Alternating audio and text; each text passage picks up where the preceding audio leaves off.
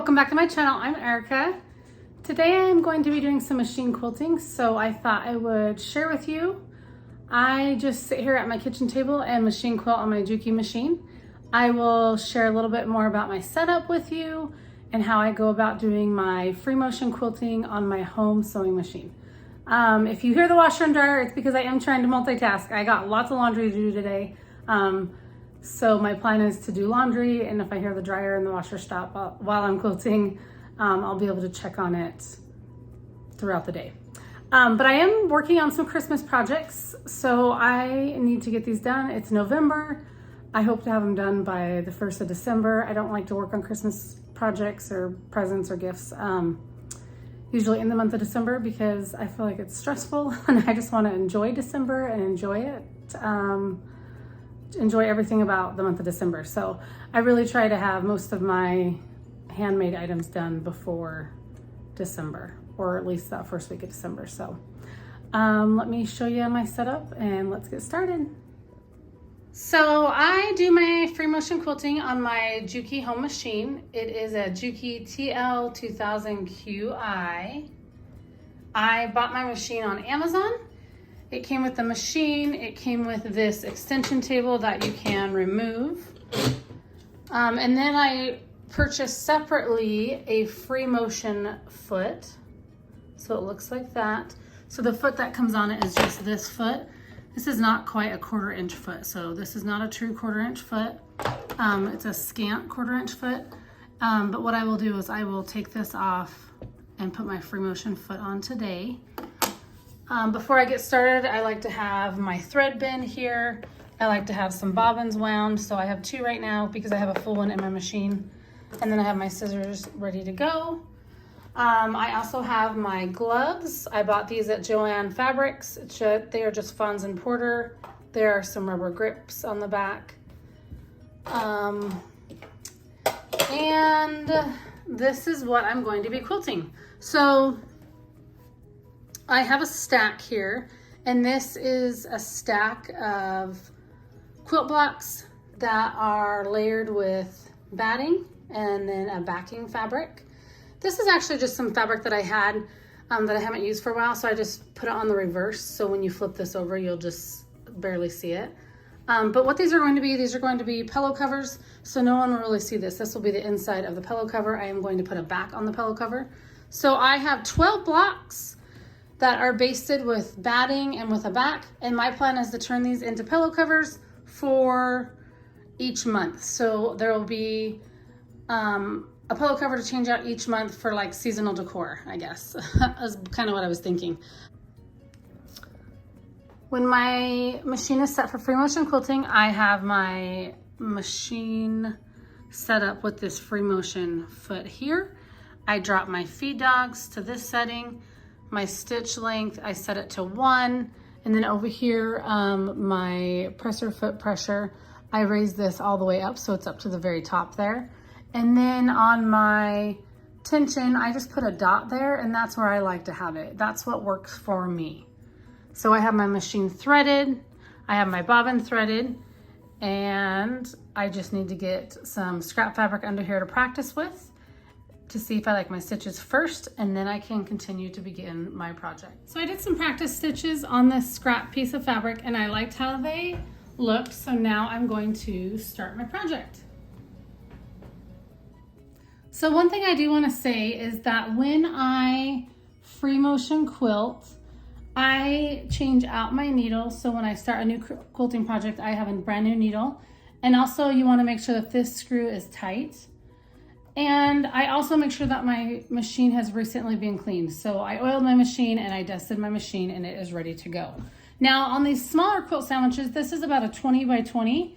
And what works for me is I don't baste them. You could baste them, but I have ironed them.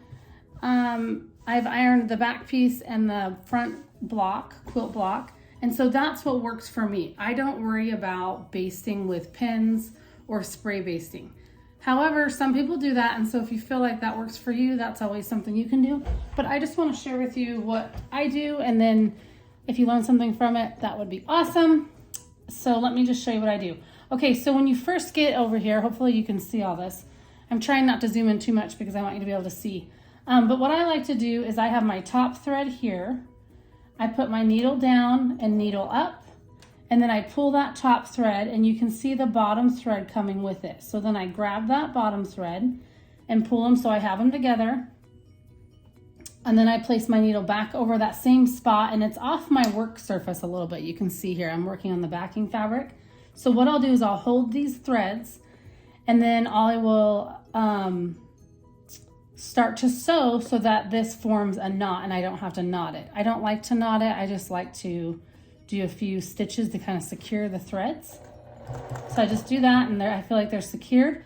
And now I can start free motion quilting.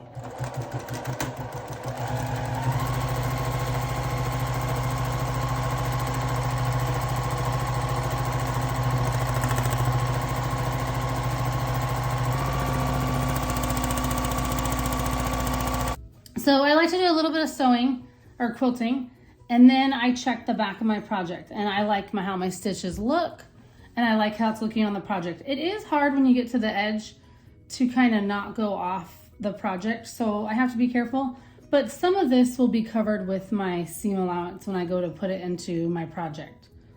So when I, excuse me, my plan on these pillows, these are actually going to be pillow covers. My plan is to just do free motion quilting on each one of them. Some of them I will do like a meander stipple, and some of them I might do a different design.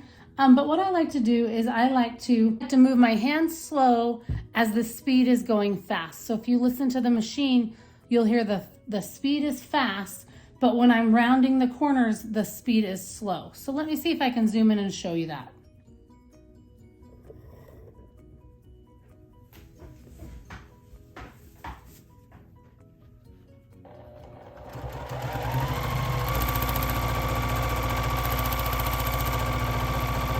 So see how when I take my turns, when I want to do the curves, I will go slow so that I don't have any jagged edges. Sometimes I do get jagged edges, and that's okay. I do keep my scissors here to clip threads along the way that might get in the way. And sometimes I clip them at the very end.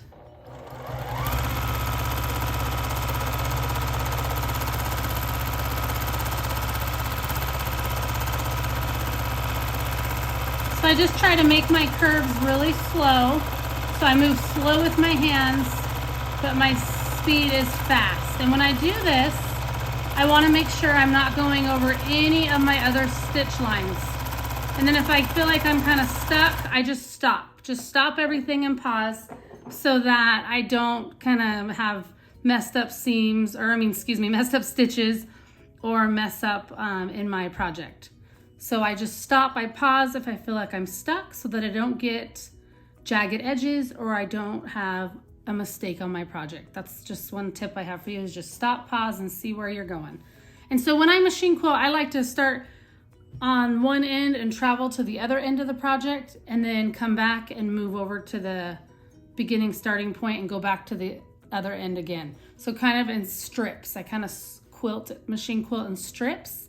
But I have found that everybody has a different technique, so you really have to find what works for you when you are machine quilting. Okay, so again, I'll have the speed be fast. My hands will be moving slower, especially around the curves.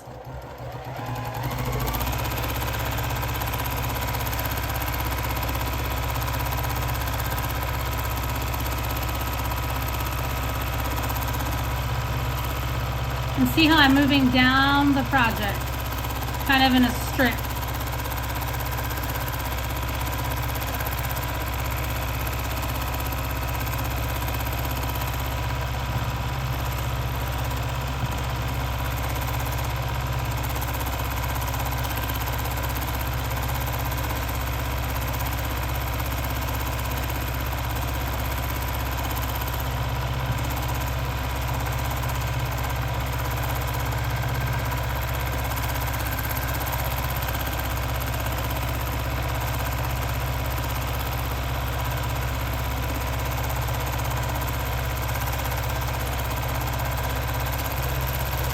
And then I'm on this, I came off to the end here.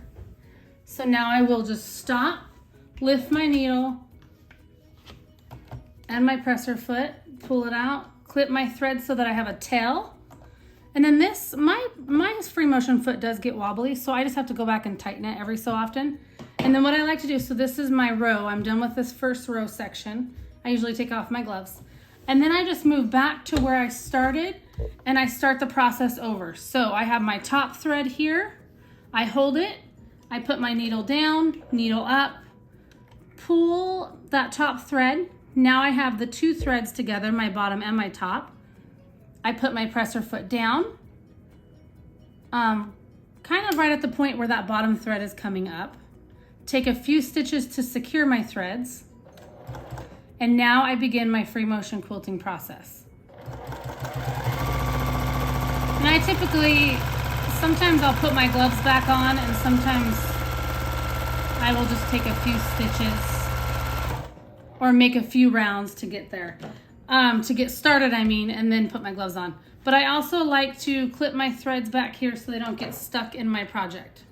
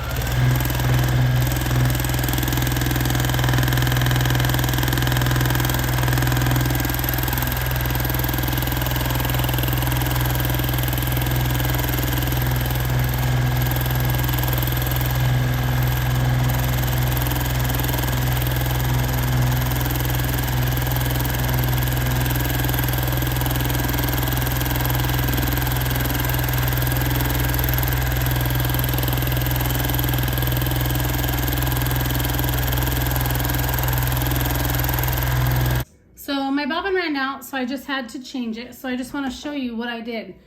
I just brought my project back to where my bobbin ran out. Then I brought up the bottom thread. So now I have two threads here. I position my needle in that same spot. I hold my threads and I want to take a couple stitches to secure that. So a couple stitches, then I'll go forward slightly, then I will stop. And I will take my scissors and clip those two threads. So this is the method I've used to secure my threads rather than knotting my threads. Okay, so now that my threads are secure, I will continue quilting my project.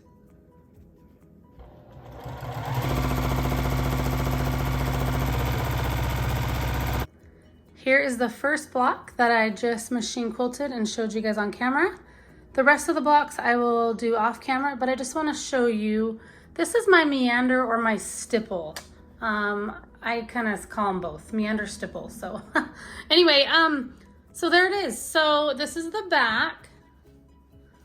So I don't know, it's kind of, oh, that's really good to see in the light there. Okay, so that's the back fabric. Now again, this will be the inside of my pillow, so no one will see this. So I just chose this fabric because it's what I had on hand and I needed to have 12 blocks that are 20 by 20 of this backing fabric. So if I include this house block to this stack, there are 12 because my plan is to do one pillow per month for a seasonal or a monthly interchangeable pillow cover. So this is going to be gifted. I'm giving this for a Christmas gift to a friend.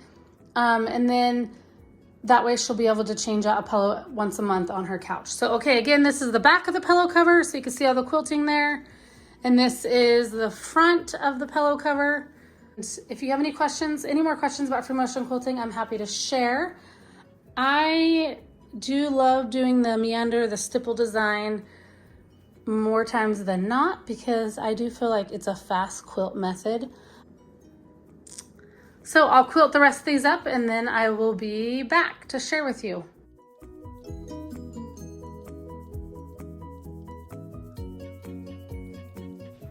I just finished free motion quilting these quilt blocks that I'm going to turn into pillow covers. So I hope this tutorial was helpful for you. If you have any questions about machine quilting on your home machine, again, I just quilt on my Juki machine. If you have any questions, let me know. I plan to turn all these quilt blocks into pillow covers, and once I do that, I will make a video and share here. I think this is going to be a fun gift. There will be one pillow for each month of the year, so there will be 12 pillow covers. So I am super excited to finish these up and give these as a Christmas gift.